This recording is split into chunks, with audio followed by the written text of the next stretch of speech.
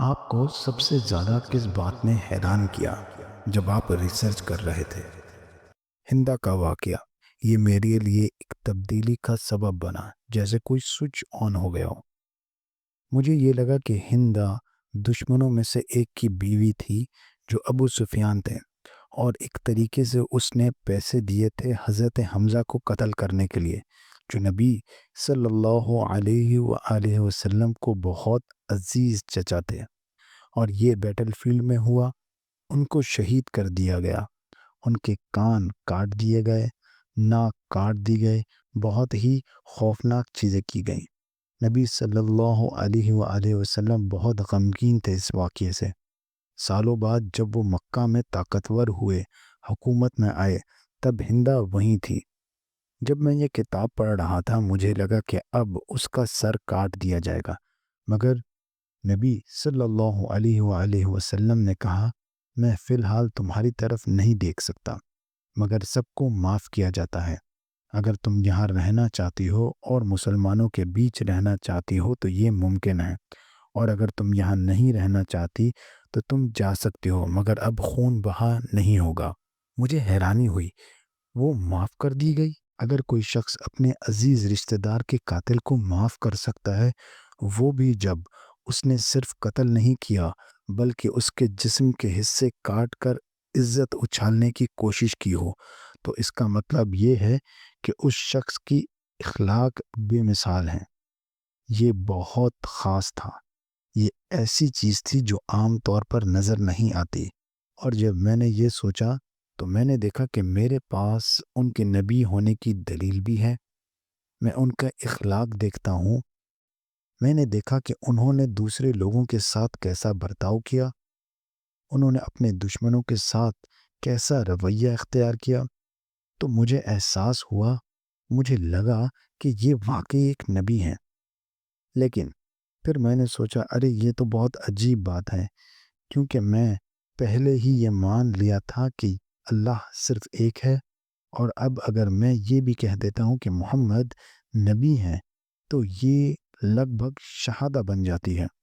میں نے سوچا ٹھیک، بس کتابیں بند کر دو، یہ غلط فہمی بڑھتی جا رہی ہے، اور اب میں اسلام کا اتنا بھی مخالف نہیں رہا، کیونکہ جو میں پڑھتا ہوں، جو دیکھتا ہوں، جو محسوس کرتا ہوں، ان سب نے میری سوچ کو بدل دیا تھا۔ جو کچھ میں بتانے جا رہا ہوں یہ کسی کہانی جیسا لگ سکتا ہے، مگر یہ واقعی ہوا تھا۔ آخر میں وہ سب کتابیں جو میں نے اپنے سامنے رکھی تھی، جب میں نے یہ احساس کیا کہ یہ تو شہادہ کے برابر ہے، تو میں نے سب کتابیں ہٹا کر انہیں سب سے اوپر والی شیلف پر رکھ دیا۔ لیکن کتابیں اتنی زیادہ تھی کہ کچھ کتابیں گر گئیں، اور جو ایک کتاب گری زمین پر وہ قرآن تھا۔ جب میں نے اسے اٹھایا تو میرا ہاتھ ایک ایسی آیت پر تھا جو سورہ 22 آیت نمبر 46 تھی، اور اس میں لکھا تھا، یہ آنکھیں نہیں جو اندھی ہوتی ہیں بلکہ دل اندھے ہوتے ہیں۔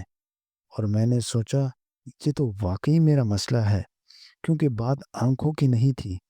میں خدا ہی کو سب کچھ مانتا تھا، کوئی مجھے مجبور نہیں کر رہا تھا کہ میں یہ کتاب لکھوں، میں خود یہ سب لکھ رہا تھا، اپنی آنکھوں سے دیکھ رہا تھا، لیکن پھر بھی میں اس سچ کو تسلیم نہیں کر پا رہا تھا کہ محمد اللہ کے نبی ہیں۔ تو میں نے کہا، اے اللہ، مجھے کوئی نشانی دکھا، چاہے یہ بائبل کا خدا ہو یا قرآن کا اللہ ہو، بس مجھے کوئی ایسی دلیل مل جائے جو مجھے 100% یقین دلا سکے کہ یہ سچ ہے۔ پھر میں سو گیا، مگر جب صبح اٹھا تو مجھے اندر سے ایک عجیب سکون ہوا۔ میں کبھی اتنا پرسکون اور پر یقین محسوس نہیں کر سکا جیسا میں آج کر رہا تھا، اور مجھے لگا میں تو شاید ایک مسلمان ہو چکا ہوں۔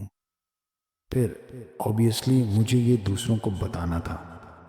جب میں نے اپنے ارد گرد کے لوگوں کو بتایا کہ میں اسلام قبول کر چکا ہوں تو ان کا ریئیکشن بہت زیادہ نیگیٹو تھا۔ یہ بات ان کے لیے بہت برا سرپرائز تھا، خاص کر میرے کچھ چچا اور پھوپھی کے لیے تو یہ ایک بہت بڑا دھچکا تھا۔ انہیں یہ بات جب معلوم ہوئی، جب یہ بات نیوز پر آئی، میں نے سب سے پہلے اپنی ماں کو بتایا۔ جب میں نے انہیں کہا تو وہ رونا شروع ہو گئیں۔ میری بیوی کافی اوپن مائنڈڈ تھے، اس کا ریئیکشن بہت کول تھا۔ اس نے کہا اگر اسلام واقعی تمہارے دل کی بات ہے کہ جو کرنا ہے کرو، میں کون ہوتی ہوں روکنے والی۔ لیکن کچھ لوگ جو میرے پرانے کام سے جڑے تھے بہت ایگریسو ہو گئے۔ مجھے موت کی دھمکیاں ملنے لگیں ان لوگوں سے جو کبھی مجھے سپورٹ کرتے تھے۔ وقت بہت مشکل تھا۔ مجھے اپنے باس کو بھی بتانا تھا جو کہ ایک کرسچن آرگنائزیشن کے لیڈر تھے، اور انہوں نے کہا مجھے یقین نہیں ہو رہا۔ سب سے بری اور سب سے افسوسناک بات جو تمہیں اسلام کے بارے میں بولی تھی وہ کیا تھی؟ مجھے لگتا ہے کہ اسلام ایک جھوٹ ہے۔ یہ کہنا میری سب سے بڑی غلطی تھی، کیونکہ میں یہ کہتا تھا اسلام ایک جھوٹ ہے۔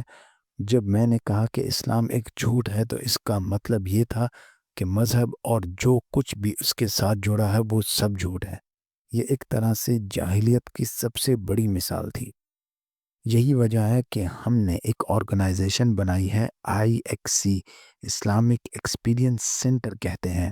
ہم schools, primary schools, high schools, colleges, universities, سرکاری اداروں اور دوسری سماجی آرگنائزیشنز جیسے کہ چرچز تک جاتے ہیں وہاں پر، اور اسلام کے بارے میں غلط فہمیاں دور کرتے ہیں۔ لوگوں کو اسلام کے بارے میں کہاں سے پڑھنا چاہیے؟